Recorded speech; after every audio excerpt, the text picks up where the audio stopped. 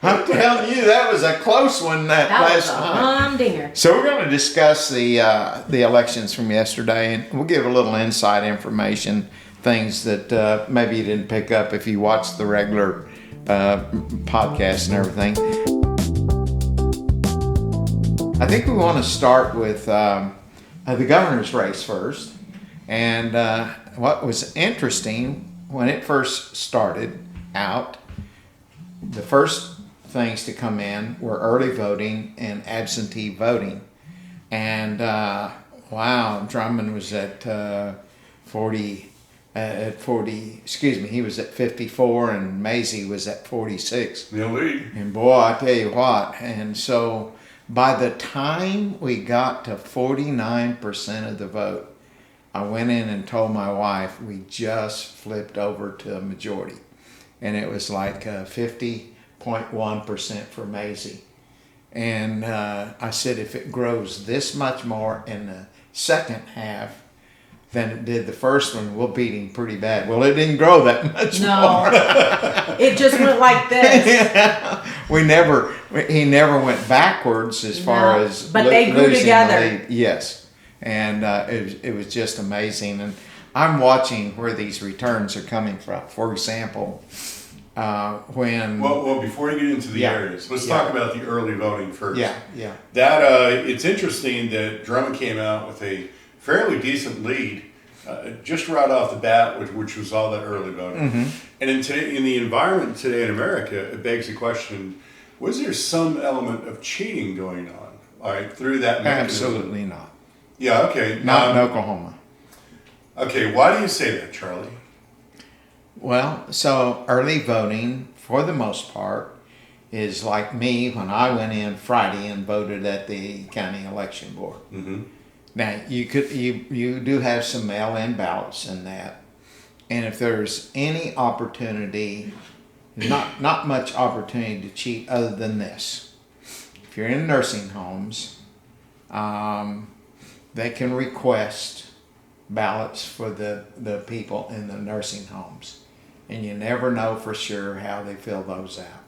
But that is minuscule. And I have always said, if we want to solve that problem, what we need to do is we need to get some mobile, some people from the election board, state election board, be fine, or probably the best way to do it. But we get volunteers, and the week before the election, they go and set up a polling booth in a nursing home, and they can do 2 a day. They can do 1 in the mornings and 1 in the afternoon.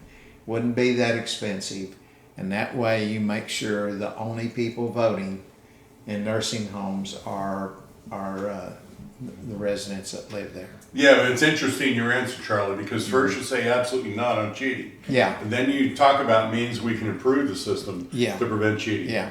I think if there was any cheating done, it is so minuscule it's not even funny. Actually, I agree with that. In a close race like this.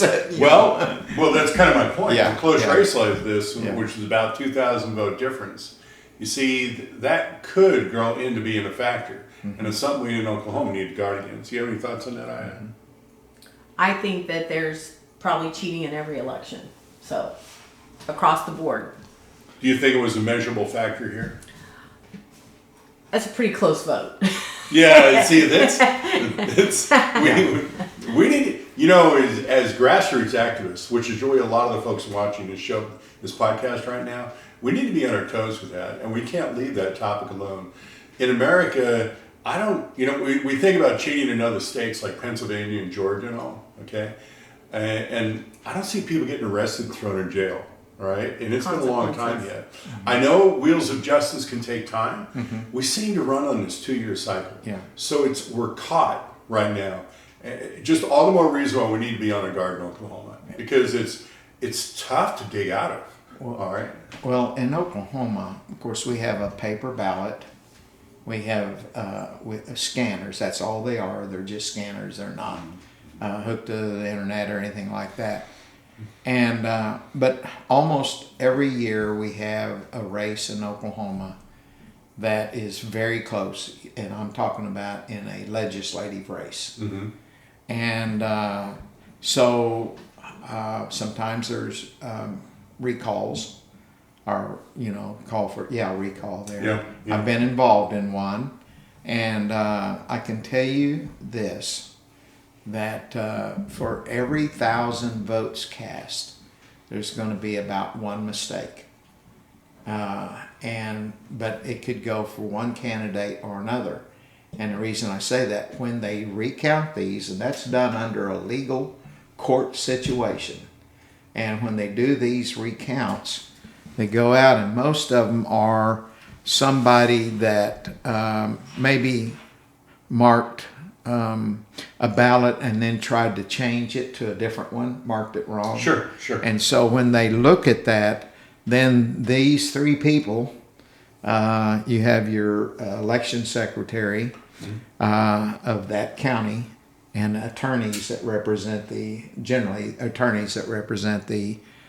two candidates. They look at that and they make a determination, those three of them, which way that person intended to vote. Yeah, I've observed that process. That's not where I think the cheating would come in. Yeah. So recently, when we had two people that were the people that watch down in Oklahoma County, and they weren't allowed to come in, and then when they, I don't know if they forced their way in or whatever, and then they were let go and had lawsuits against them.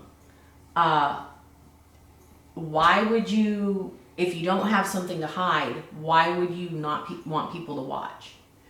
And this happened in Well, you're allowed to have. Cheryl and You're allowed. Cheryl and Jenny, I believe. Yes. So that, You're allowed to have people watch. You're supposed to be allowed to have people. but they weren't They allowed. can't interfere, Uh-huh. but they can watch. And for example, the one I was involved in was Kevin Calvey's first election. And so OPAC provided all the people to observe that, so Kevin didn't have to pay. Oh. And what we would do, I did a turn, so I'd go over there and I'd sit and watch the two counters.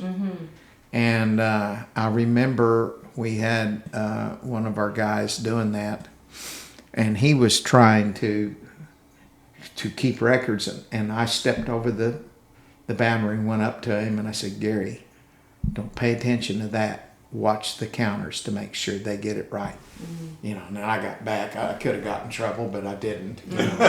And so, like I say, you can't interfere, but now, I remember this situation now that you bring it up. I have no idea the details on that, and I don't think that's settled yet. I think that's still in a court action 2 years after, at least 2 years. Now, I will have to say that probably Oklahoma is one of the best case We have one of the best systems there is. and that's because of the people. We the people. well, yeah, Well, people of good character. That's who you need in front of those systems. It's the laws we have and the machines that we chose, and we've replaced these scanners one time. So this isn't the original group that we set out. I remember when it was counted paper ballots. Okay, and I can tell you this: I remember that. you have a lot more mistakes when you do it that way. I would imagine. A lot more mistakes. Whoa, when did we we gotta- get scanners? Huh? When did we get scanners? Oh, we probably got them 30 years ago, 40 years ago, maybe. We have a lot to discuss. Let's carry on. Yeah, But yeah. it's just, I did want to just kind of bring that up as a topic. Yeah, I knew you could get a sideline, but okay. I got more. All right. I got more. Next one is State Superintendent. We all, I think, endorsed Dr. James Taylor. And I actually thought Dr. Taylor did very well. I didn't think he would win, and this is primarily the reason I didn't believe he would win. Money, yeah. He didn't have any money for TV. And as it turned out, Franklin had money. Of course he did, because the teachers' unions put money into his campaign and or dark money. I don't remember if I saw any dark money ads there. But he was up on TV for 2 weeks, and that's just hard to win. You know, if Hard to fight that. yeah, hard to fight that. But he actually, I think JT did pretty well, to be honest with you. Yeah, I think I didn't expect him to do as well as he did, and because of that, the He money got issue, so- 4,000 to 5,000 votes more than Marty Quinn, and we'll talk about that. Yeah, in a let's go minute. back to Yeah. the superintendent. Okay, Franklin, his favorite book, or one he emphasizes quite a bit. Yeah. Separation of Church and Hate. Steve Bias, down Norman, held a high regard, in my opinion, as a publisher. One of the owners of the Oklahoma Constitution newspaper. He extracted out the chapter headings inside this book. Just listen to this. This is what we've now elected. Okay, Yeah. for the superintendent. This man thinks every student in the state of Oklahoma should read this book. Yeah, first chapter is Master Race Christians of the 21st Century. Thou shalt not hate feminists. Thou shalt not hate gays. Thou shalt not hate illegals. Thou shalt not hate people. Thou shalt not hate on poor people. Thou shalt not kill people who kill people to prove killing people is wrong. Thou shalt not hate gun control. Thou shalt not hate Jews, Muslims, or even atheists. Thou shalt not be or defend a white supremacist. Thou shalt let go of thy sex hang-ups.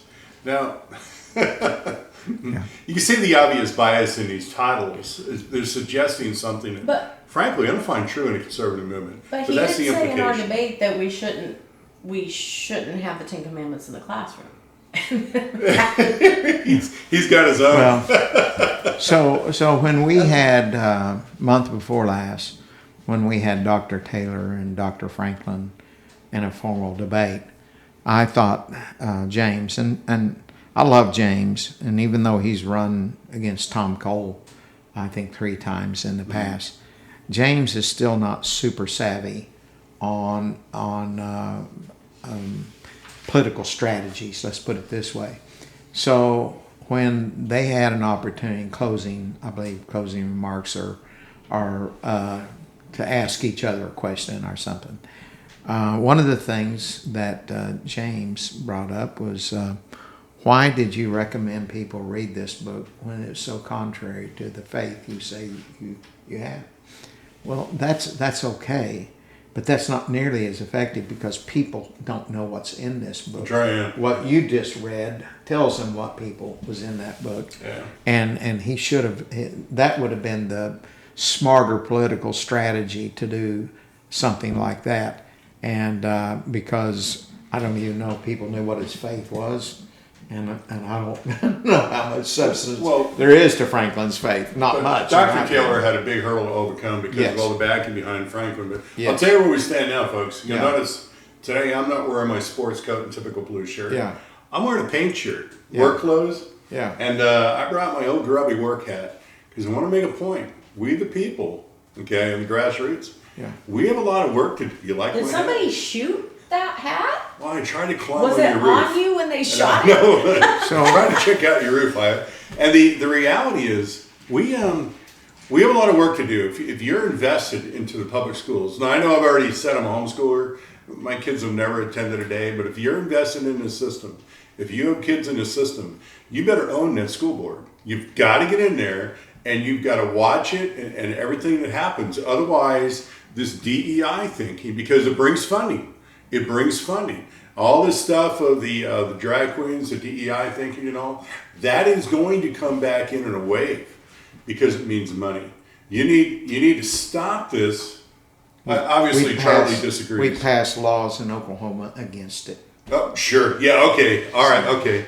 If you're not in the school board, they're stopping this, okay? It's going to come back in a wave. And these laws, guess what? Who do you think is going to be the professionals that working around them? Because they're going to go for the federal funding. I wouldn't trust it if I was you. I would not take Charlie's comfort.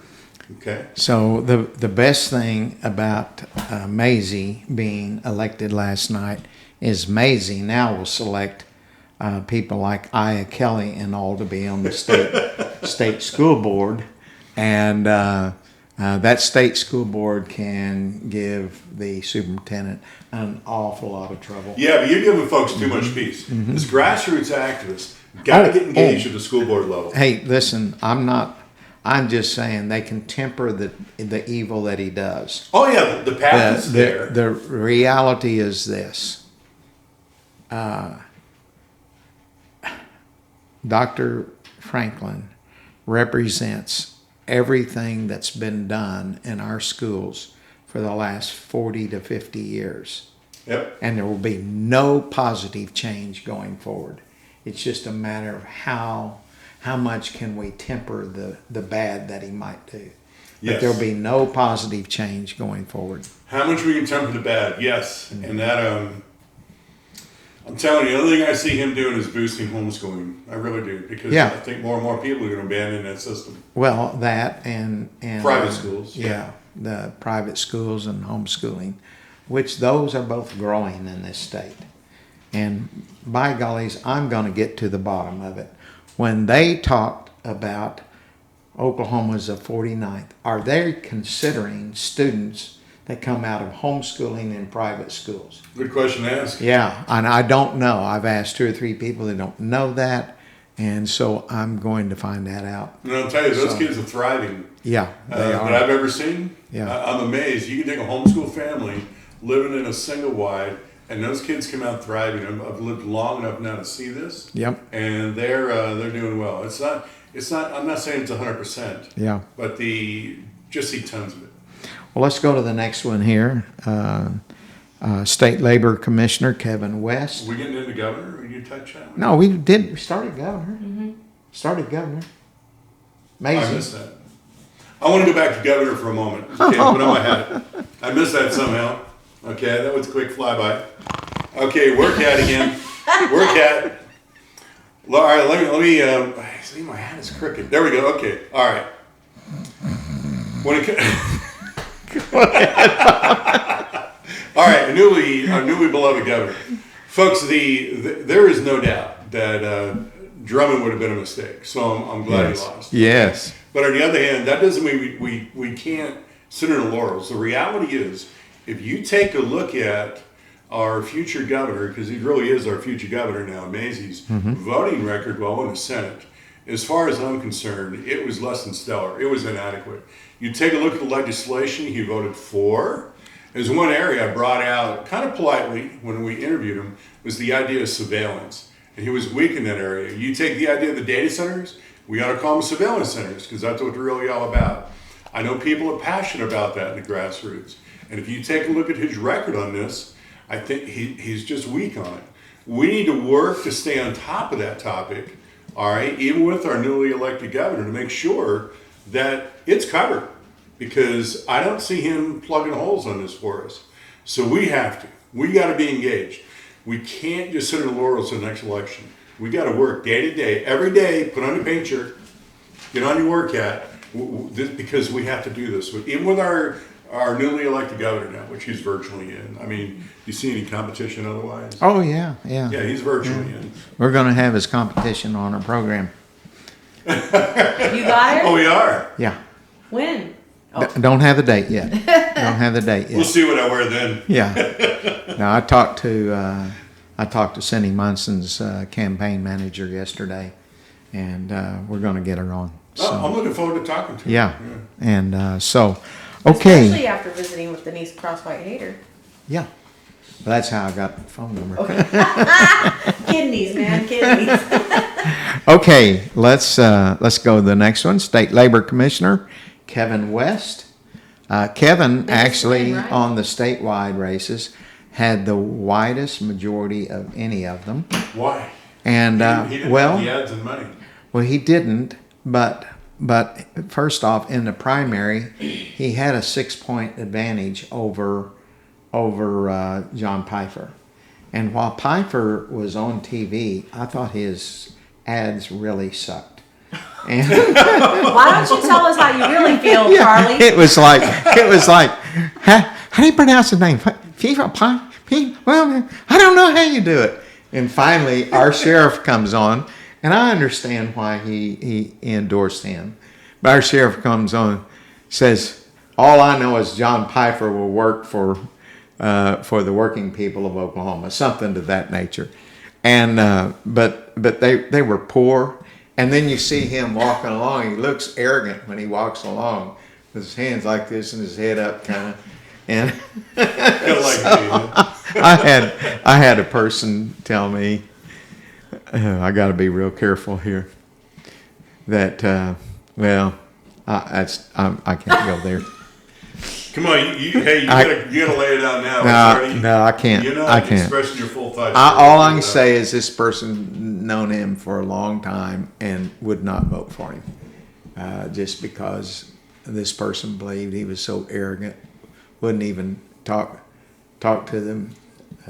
This person saw him and has known him for a long time. Well, we have had several events in Logan County that were huge. Yes. And John Pfeiffer and his wife and little boy came, and we really enjoyed them. Yeah. And I actually was talking to someone at the Capitol the other day, and they really like him. Yeah. On a personal level. So I like him too. Personally. Commercials sometimes don't reflect, obviously. Yeah. I like him also, and I told him. I said, John, the reason I'm going. Advocate? I don't know. Well, the reason I'm going for Kevin West is your lifetime score on the conservative index is in the 50s.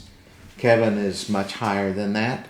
And he's just more conservative than you are. And so that's the reason he understood that. Yeah. He understood that. Okay, now that might explain why people didn't necessarily vote for Pfeiffer.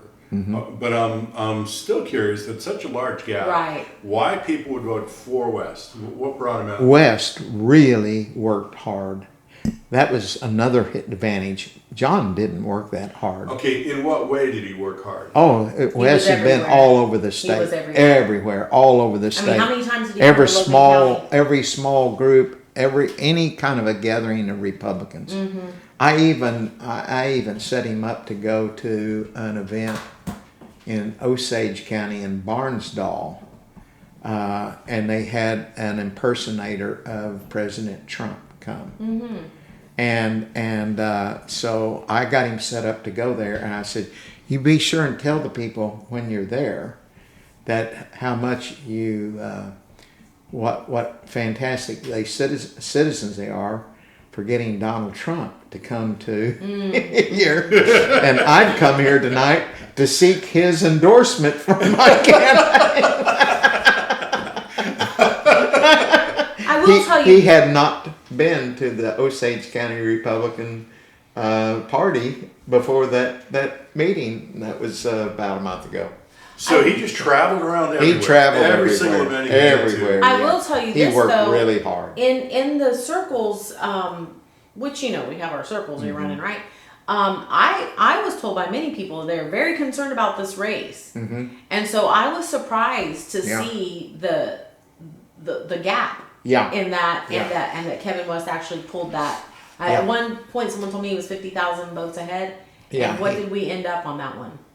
Do you know? Oh, I think he had 58%. 58-42. It was the widest margin. Yeah, I mean, I have my computer to look it up. By far, yeah. But on the other hand, so you really had a working candidate against a poor candidate. Yeah. Just in poor in the sense he didn't work hard. Yeah. He didn't market himself well Yeah. on this race. Yeah. So hence that's why he had the largest gap compared to any others at the state level. I would bet you that forever event that John Pfeiffer went to, I bet you Kevin went to 3.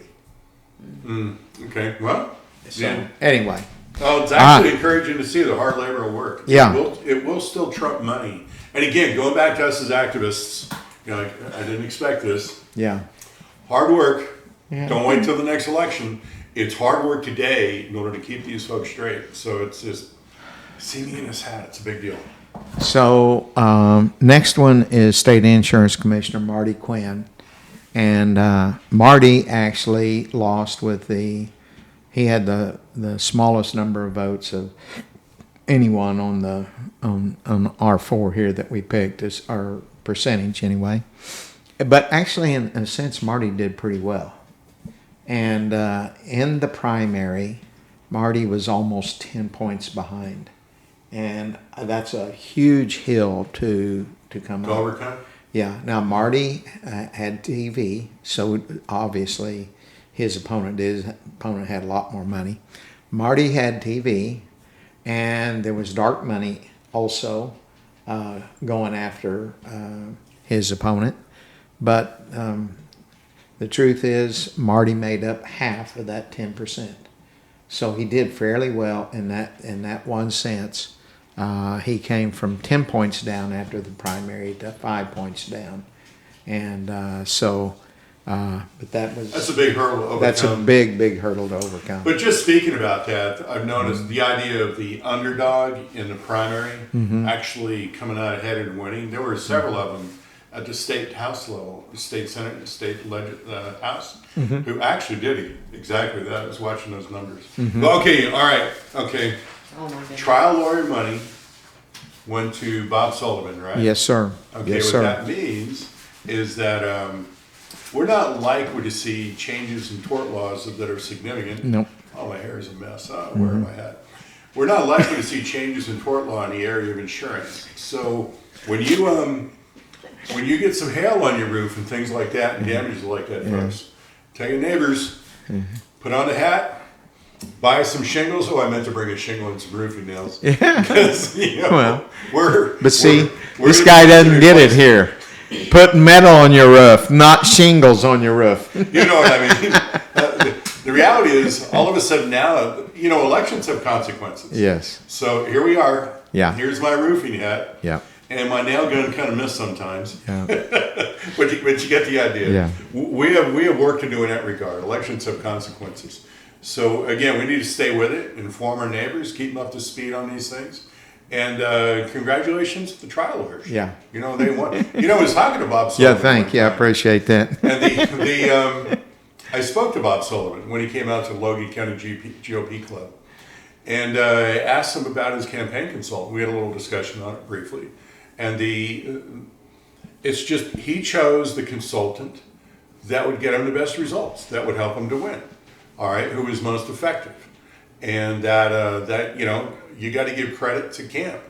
All right, on that whole thing. All right, now it's not a firm that I favor because of who they select and get behind and all that on their campaigns. But for us to overcome that hurdle, we need to get engaged, and it does work. We can, but it's work. By the way, Piper also had Camp. He went down. Yeah, but again, look at what West did. Yes. West was all over the place. Yeah. And now he's a labor commissioner. Yeah. So that is the whole front of these consultants. Okay, they're not undefeatable. They're not a force that can't be dealt with. Yeah. Even though they have all the money in the ads and things like that. On that note, I want to say a huge congratulations to Holly Gerard. Yeah. She has rocked it this year. Yeah. She's really made a name for herself. Oh yeah. She was Mike Macy's consultant and also Cindy Bird's. Yeah. And along with and some by others. the way, she was helping all of these other candidates here too. Yeah, so she said done a we've really got to good go job. as a team. The real conservatives have got to work as a team, and so actually, it was someone out of her stable of helpers that came on board and helped James. And so James did what he did without a consultant on $7,000. He then I got him hooked up with Holly, and then he did raise a lot more She money. did a good job. Yeah, no, she she was did fantastic. she was doing this back in 2018, and I don't really know how long she's been Yeah. doing it, but she did a good job. So in And JT's case, it was just a little too late, really, is what you're saying. It was Just not enough money, Bob. Right, You had to have money to be able to And do that's them. where Yeah. we come into again the where there's a certain group of individuals who want people to take no money for their campaigns, and then we're sad when they lose. Yeah. And I think that's something that we all need to revisit because it's just not right to throw candidates out there and tell them that they can't take money. I and then we have this raised a lot of conversation. money for JT. Yeah. And so but you do what you can. And then I want to talk about a phone call I got this morning. Okay, go I was ahead. out watering at 6 a.m. I got a phone call from a very good friend of mine, and told me he didn't vote yesterday. I really wanted to go break his kneecaps. And he said, well, I was busy. And I said, you had many days of early voting. And he said, I was busy. yesterday we saw a win by 2,000 votes. Mm-hmm. Your vote counts, people. Your vote counts, and we need you to get out and vote. We need to make a difference in this state. Let's look. This is something we do every 2 years. One day out of every 2 Get years. up and go. Set that as a priority to do that. You've got 12 I hours mean, in don't the day. you want a sticker to wear? Yeah, I had one on for every day. I got 4 of them when I voted Did you last. vote 4 days? No, Yeah, you no. voted 4 times. But I wore a sticker. I voted every day. All right, let's move on. So next we jump to the state senate. And so on these statewide races, I won 2 and lost 2 as far as my picks are concerned. The first race is Senate District 17 out of Shawnee. Justin Wood was the person I picked.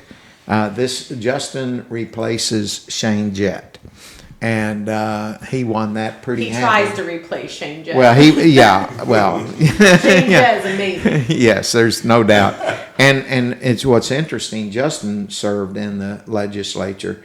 He went in years ago, same time Shane Jett did, and he wasn't all that conservative then, just like Shane Jett wasn't that conservative then. Shane Jett actually won our Rhino of the Year award one time and was nominated for it every year. Crunch. But he made a turn, and that's what Justin, I've talked to him quite a bit, raised some money for him too, not a whole lot, but that's a pickup. That's good. Now just think in mind while we're talking about these Senate races here, we're talking about whether David Bullard is going to be the next president pro tem.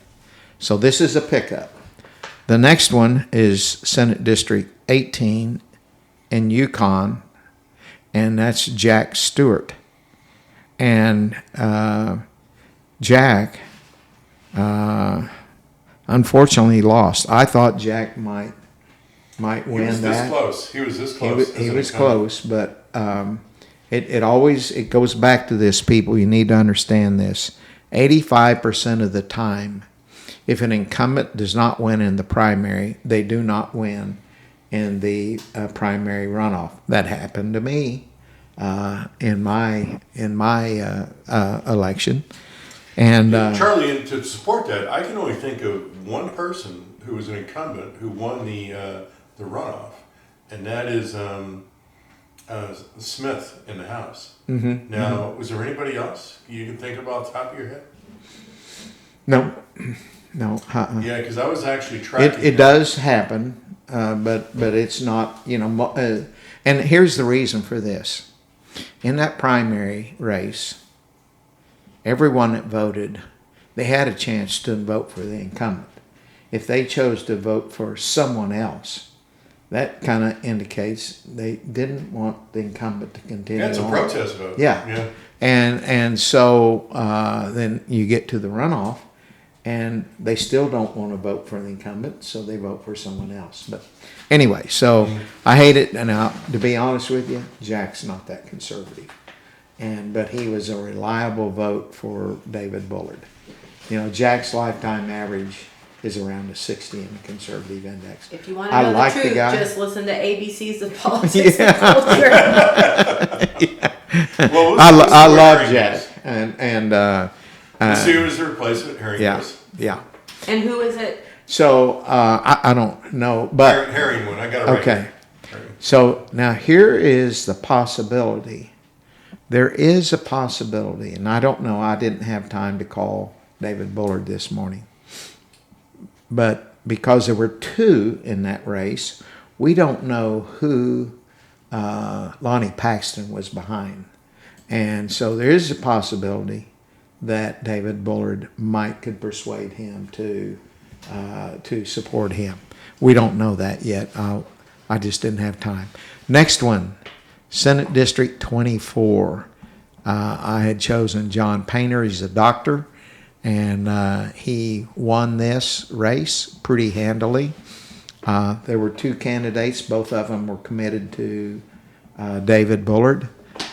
The reason I took Dr. Painter in this is he's younger.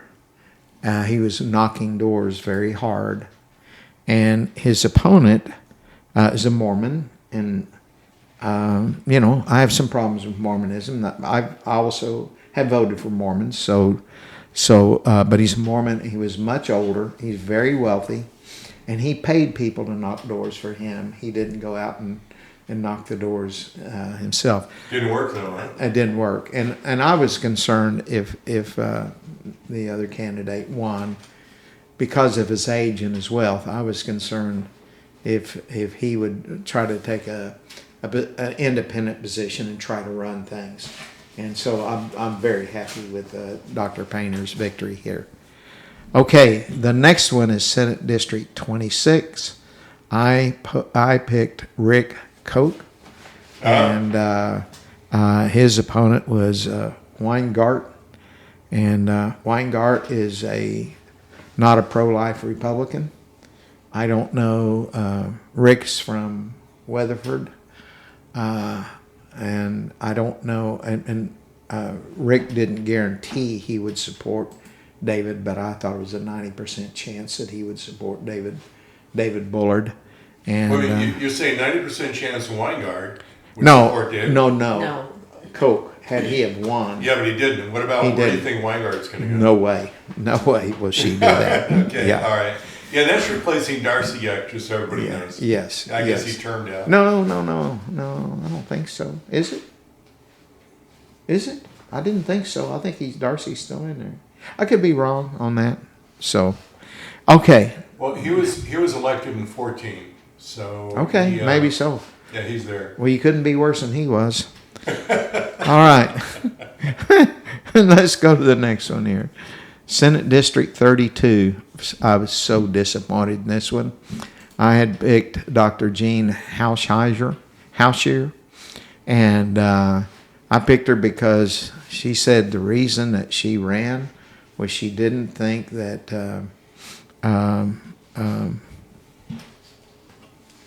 who was our Dusty Deaver. Dusty Deaver spent enough time trying to cut taxes and reduce the size of government. Indicated to me she was the conservative. She lost. She lost. And Irwin was backed by, very much was backed by the Hillary family. And that is the family that I believe that Lonnie Paxton uses anytime he wants someone defeated or wants someone to win or not to win. He goes to the Hillary family, and they finance whatever he wants done.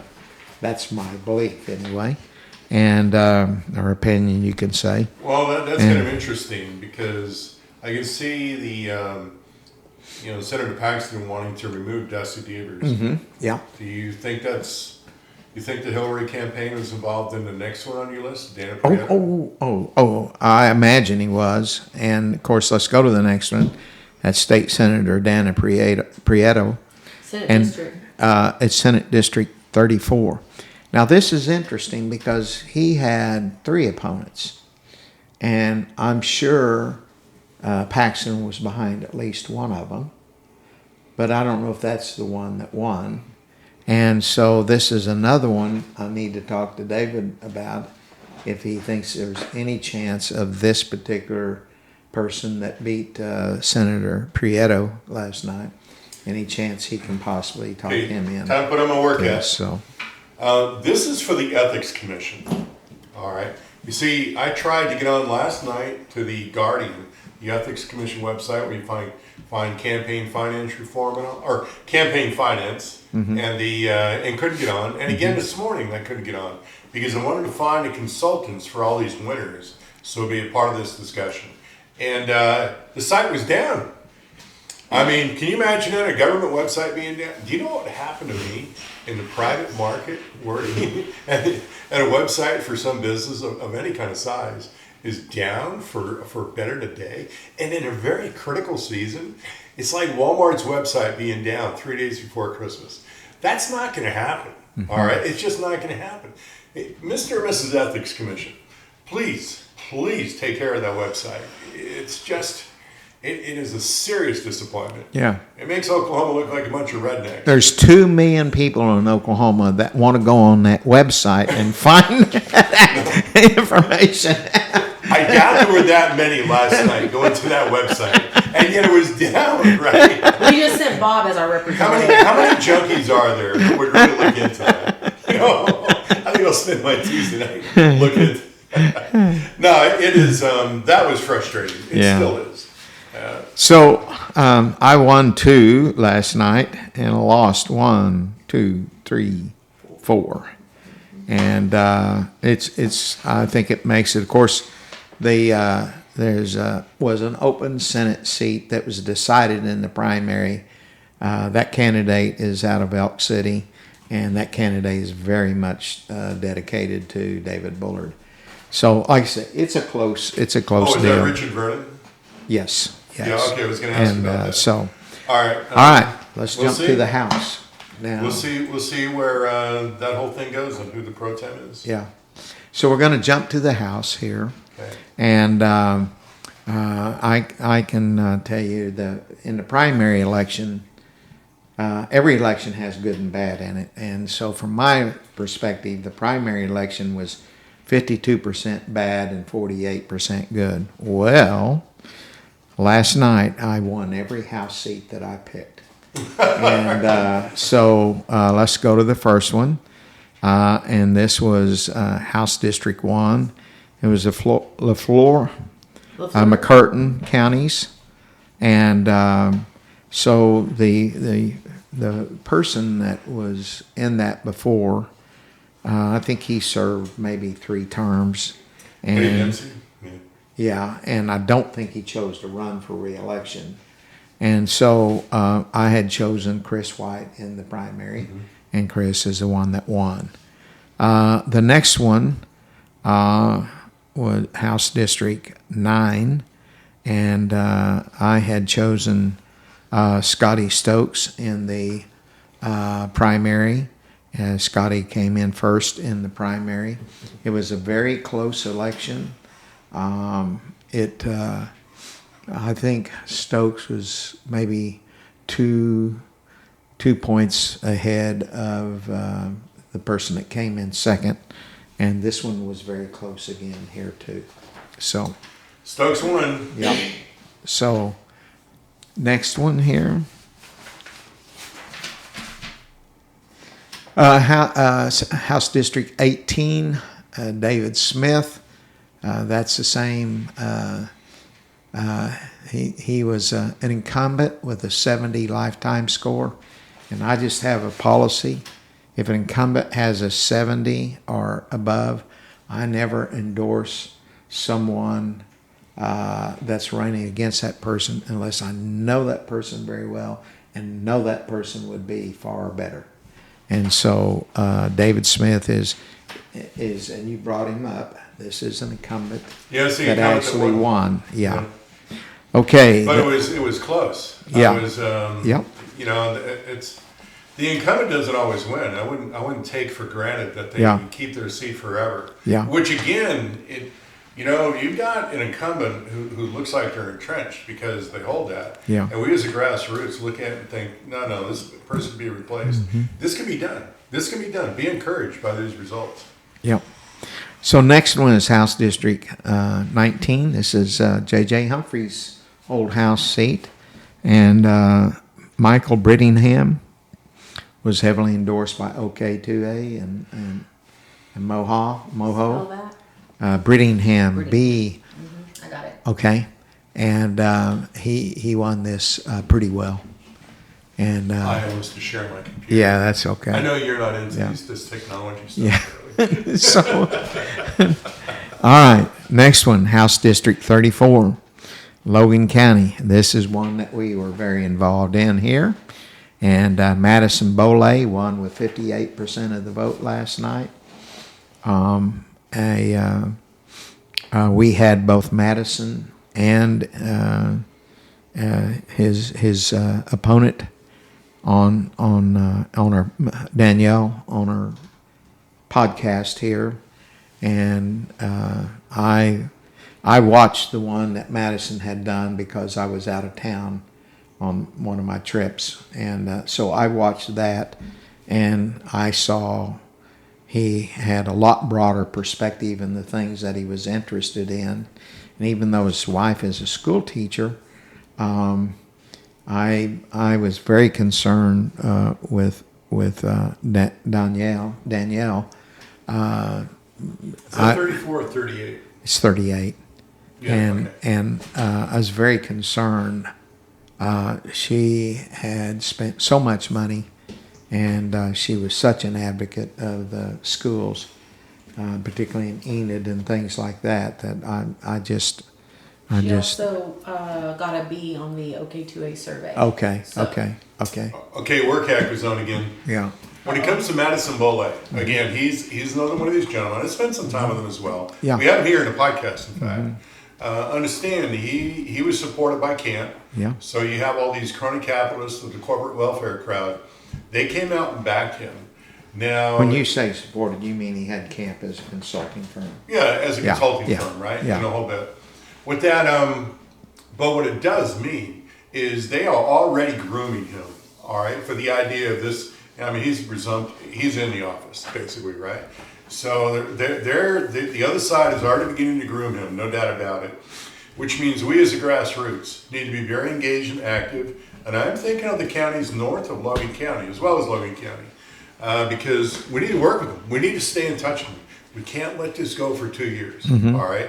He needs to get regular quarterly visits by his own constituents asking him about his votes or potential votes on various topics to keep him grounded. I do believe this is very possible with Bole, all right? I have faith because he is, what do you want to say? He is a man of the, he is a man of the land, all right? How he used to describe that. He does come to rural areas. He knows what it means to work for a living. So there's a great deal of potential. But Yeah. we can lose this young man. Yeah. All right. So we got to stay connected with him. And also, maybe more than quarterly, when we have our meetings, we always invite, especially our local legislators Yeah. to We come. need to have him speak at one of our meetings now. So, Yeah. When I say regular, though, Yeah. the idea of quarterly is focus on Yeah. legislation. Okay. He said It- to let's tell y'all let's thank you. keep moving along here because we're He said running to out tell of you time. Thank you, Charlie. By the way. Okay. House District 47, Canadian County, Toby Thompson. This was Brian Hill's seat. I initially endorsed Gentry, and then I got an email. I got information from Dan Fisher through someone who has been at this a long time, and this person indicated that it was our current state labor commissioner, trying to think of her name, who I think is a communist, convinced him. It's Denise Osborne, is it? It is Osborne. but it's- Leslie? Oh, Leslie. Leslie, yeah, Leslie Osborne. Yeah. Convinced him to switch to the Republican Party and run. And and there were other things which I choose not to share on this. But Can't believe it. so I switched. Well, it's a bit hearsay, okay? Okay. And Yeah, we gotta be and I careful can't about prove it. Well, Allegedly. you can always have an opinion. But anyway, I don't want to say it without really having it verified. But so I actually changed my Charlie's picks, and most of them had gone out already, but there were some of them that didn't. I was really happy to see him win. The next one, House District 81. This is in Edmond. This is Troy Talley. He won fairly well. Troy, I told him the time I met him that if you win, you will be the only conservative representative in the whole area of Edmond. And folks, probably 20 years ago, I was asked to write a column for the Edmond Sun back when they had the Edmond Sun. That paper doesn't even exist today. And so I was asked to write 2 columns a month, and I did that for a year and a half.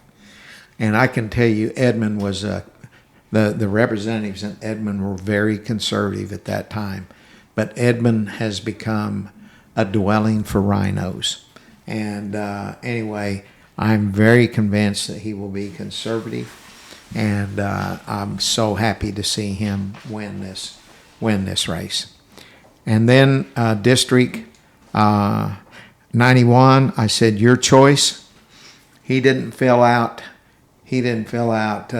surveys for Moho, or neither one of them did for Moho or OK2A. So they didn't know. One of those two people told me the lady was terrible.